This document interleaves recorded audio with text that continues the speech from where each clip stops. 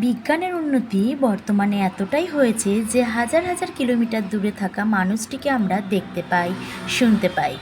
কিন্তু মানবতার উন্নতি এতটাই হয়েছে যে পাশে বসে থাকা মানুষটির দুঃখ কষ্ট আমরা না তো দেখতে পাই আর না অনুভব করতে পারি। আজও অন্য অন্য দিনের মতো কিছু কথা বলে কিন্তু সকালটা শুরু করে দিলাম। আজকে সকালটা শুরু করেছি এক গ্লাস ছাতুর শরবত দিয়ে। না, আমার জন্য না, বাবুর জন্য, কারণ বাবু একটু বাদে বসবে অনলাইন ক্লাস করতে। আজকের ব্লগটা দেখতে দেখতে তোমরা অনেকে বোরিং হতে পারো, কারণ আজকে আমি রান্নাঘরের মধ্যেই সারাদিন আবদ্ধ থাকবো। হ্যাঁ, প্রত্যেক দিনই এখানটায় থাকি, আমাদের মেয়েদের এটাই থাকার একমাত্র জায়গা, কারণ এখানটা তো প্রত্যেক দিন যতটা থাকি ততটা দেখানো হয় না, কিন্তু আজকে ভুলবশতই হোক আর ঠিকবশতই হোক এখানেই আমি দেখাতে পছন্দ করেছি, কারণ কত কিছু রান্না করেছি ওই জিনিসগুলো তো তোমাদের সাথে শেয়ার করতে হবে, তাই না? তো যাই হোক, দেখো আজকে কিন্তু সকাল সকাল স্নান করে আমি পুজোটা দিয়ে নিয়েছিলাম।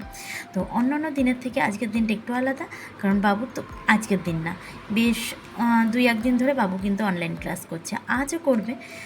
তাই জন্য সকাল সকাল টিফিনের সেই ঝক্কিটা আজকে আর নেই, যে সকালবেলা ঘুম থেকে উঠেই ওর টিফিন করে দিতে হবে, এই সমস্ত জিনিসগুলো কয়েকদিনের জন্য। আর দেখো, রান্নাঘরে রান্না করতে করতে কিন্তু বাসনগুলো তো গোছাতে হবে, তাই না? আর এতগুলো বাসন ধুয়ে শুকনো হয়ে গেছে, না না রোদে দিয়ে না, ঝুড়িতে রেখেই কিন্তু শুকনো হয়ে গেছে। এবার ওইগুলোকে তো জায়গায় রাখতে হবে, আর এই জায়গায় কিন্তু ভেজা বাসন রাখা যাবে না, তাই না? ভেজা, তোমরা তো জানোই, ভেজা বাসন রাখলে পরে ওই নিচটার মধ্যে জল লেগে যাবে, তাই জন্য এখানে ভেজা বাসন রাখা হয় না। এখানে সব বাসন আলাদা জায়গায় শুকিয়ে তারপরে রাখা হয়।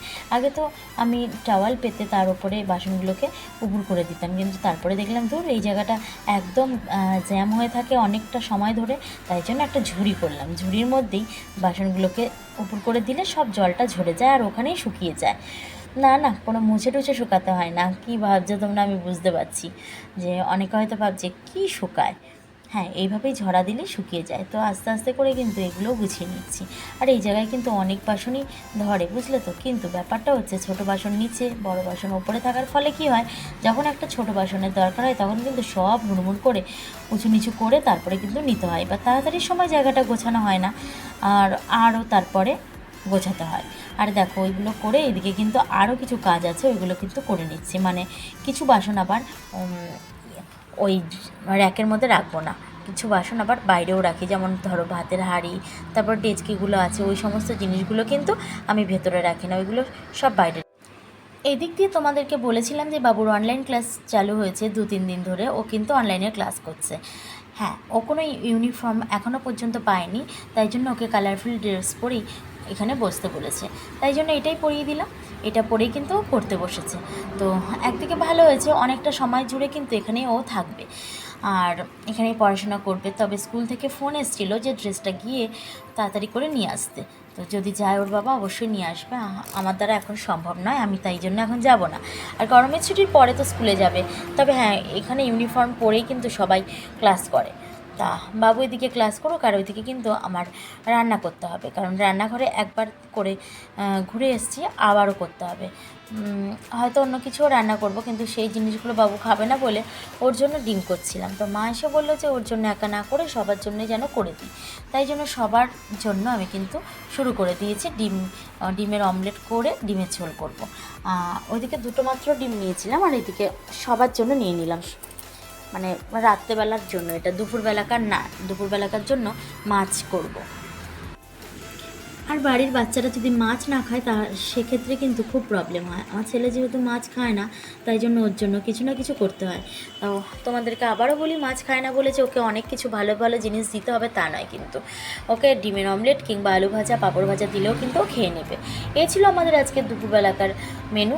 মানে শাক হয়েছিল, এটা ছিল কলমি শাক, মাছের ঝোল, আমের টক, তারপরে ডিমের অমলেট করে ঝোল, আর একটুখানি ডাল। আর ওটা ছিল সকালবেলাকার পেঁপে ভাজা। পেঁপে ভাজা আমার ভালো লাগে না, তাই জন্য আমি খাইনি, ওটা মনে হয় আমারটাই ছিল। তো থাক, পরে কেউ যদি খায় খেয়ে নেবে। আজকে যে ব্লগটা তোমাদের সামনে যাচ্ছে সেই ব্লগটা কিন্তু আমার সময় মানে যে সময় যায় তার থেকে কিন্তু অনেকটা সময় পরই যাচ্ছে। আর কি কারণে যাচ্ছে সেই সব কারণ তোমরা দেখতে থাকো, মানে দেখতে থাকো বলতে আগামী ব্লগে অবশ্যই তোমাদের সাথে শেয়ার করব যে কেন এত দেরি করে গেল। আর ব্যাপারটা হচ্ছে আজকে আমি ভয়েস ওভারটা যেহেতু এক্ষুনি দিচ্ছি, যখন এটা পাবলিশড হবে তার মাত্র 10 মিনিট আগে কিন্তু আমি এটা ভয়েস ওভার দিচ্ছি। আর রাস্তার পাশের ঘরে বসে বসে দিচ্ছি বলে কিন্তু আমার গাড়ি ঘোড়ার শব্দ ভালোই শোনা যাচ্ছে। আর আজকের ব্লগের একদম শেষ পর্যায়ে কিন্তু আমি চলে যাচ্ছি প্রায়। আর আজকের ব্লগটা খুব বেশি আমি বড় করিও নি, নিচে এসেছিলাম একটা দরকারে, আর সেখানে আসতেই দরজায় শব্দ হলো আর তখনই কিন্তু আমাকে টমি ডাকলো। তাই টমির কাছে কিন্তু আমি চলে গেলাম আর ওকে গিয়ে একটুখানি আদর করে দিলাম। আদর করার ইচ্ছে ছিল ওর গলায়, কিন্তু গলায় ভয় ধরতে পারিনি, যদি খপ করে কামড়ে দেয় ওই ভয়তে। আর এইদিকে দেখো আমি কিন্তু গ্যাসটাকে মুছেও নিচ্ছি নিচ থেকে উপরে এসে, কারণ গ্যাসটাকে ঠান্ডা করা কিন্তু একান্ত প্রয়োজন। আর ওকে যেমন ঠান্ডা করা প্রয়োজন তেমনি কিন্তু একে স্নান করানো প্রয়োজন। স্নান তো আর করাই না, ওকে ভালো করে ঠান্ডা জল দিয়ে মুছিয়ে দিই যাতে ও ঠান্ডা থাকে। ও ঠান্ডা থাকলে পরের দিনের রান্নাবান্না অটোমেটিকলি ভালো হয়ে যাবে, তাই না? তো চলো একদম রাত্রেবেলা গিয়ে কিন্তু তোমাদের সাথে আমার দেখা হবে। আর গ্যাস মুছতে মুছতে আমি তোমাদের সাথে এখন বিদায় নিচ্ছি, রাত্রেবেলা আবার দেখা হবে। চলো, এখন বাজে রাত 11টা আর আমি এসেছি সমস্ত কাজকর্ম সেরে খাওয়া দাওয়া করে, অবশ্যই একটুখানি স্নান করেছি, চুলে তেলও দিয়েছি। আর বাড়িতে তো মানে বিপদের শেষ নেই, একটার পর একটা হয়েই চলেছে। এটা সরিয়ে দিলাম।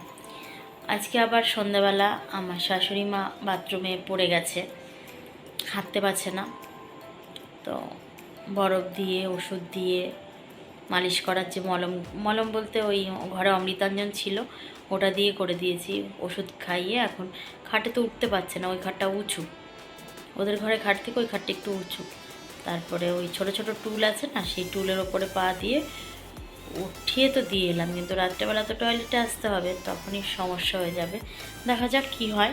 আমি বলেছি সমস্যা তো হবেই, আমি বলেছি আমাকে ফোন করতে। আর তাছাড়া আমি ঘুমানোর আগে আরও একবার গিয়ে দেখা করে আসবো। একটার পর একটা বাড়িতে হয়েই চলেছে।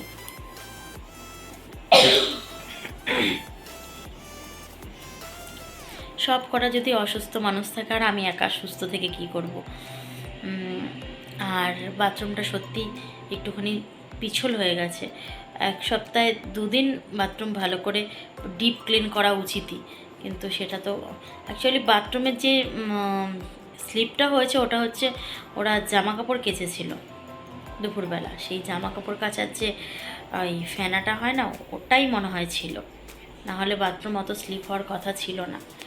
আর আমি প্রত্যেক দিনই ডিপ ক্লিন করি না, কিন্তু ভালো করেই ঝাড় দিয়ে পরিষ্কার করে রাখি। আর যেটা কপালে ছিল হয়ে গেছে, কিছু করার নেই। বাবু একটু ঠিক করে শো, নিতে পারবো না পরে। তো যাই হোক, আজকে সারাদিনে তো দেখলে কি করলাম না করলাম। আর ভগবানকে ডাকছি কালকে সকালের মধ্যে যেন সব ঠিকঠাক হয়ে যায়, কারণ এত আমি আর নিতে পারছি না, বুঝতেই পারছো। একজনের পর একজন যদি এমন অসুস্থ হয়ে ওঠে আর ভালো লাগে না। চলো আজকের মতো আমার ভিডিওটা এই পর্যন্তই, আবার দেখা হবে অন্য একটা নতুন ভিডিওর সাথে। ততক্ষণের জন্য টাটা জানিয়ে আমি বিদায় নিচ্ছি। Good night.